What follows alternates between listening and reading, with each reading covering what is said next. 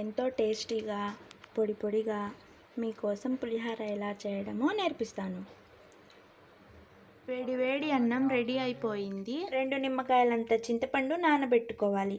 మనకు పులుపుకు తగ్గట్టుగా. మనం నానబెట్టుకున్న చింతపండును 5 మినిట్స్ ఉడకబెట్టుకోవాలి, గుజ్జు మొత్తం వచ్చే వరకు. వేడి వేడి అన్నం బేషన్లో తీసుకుందాం.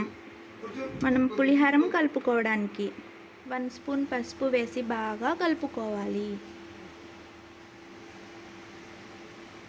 బాగా కలుపుకున్న తర్వాత 1 స్పూన్ ఆయిల్ వేసి కలుపుకోవాలి. ఆయిల్ వేసిన తర్వాత 1 స్పూన్ సాల్ట్ వేసి బాగా కలుపుకోవాలి. తినేటప్పుడు టేస్ట్ సూపర్గా ఉంటుంది. మనం రెడీ చేసి పెట్టుకున్న చింతపండు గుజ్జును వేసి బాగా కలుపుకోవాలి.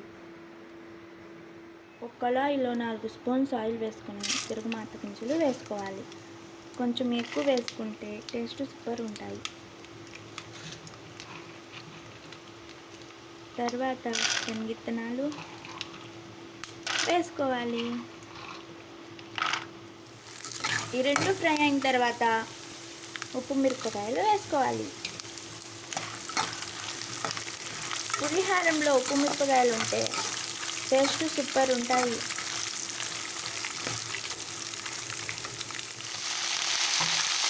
కరివేపాకుని ముందుగా వేసుకోండి. పులిహార రెడీ అయిపోయినట్టే. అబ్బా, వాసన అయితే గుమగుమలాడుతుంది ఫ్రెండ్స్.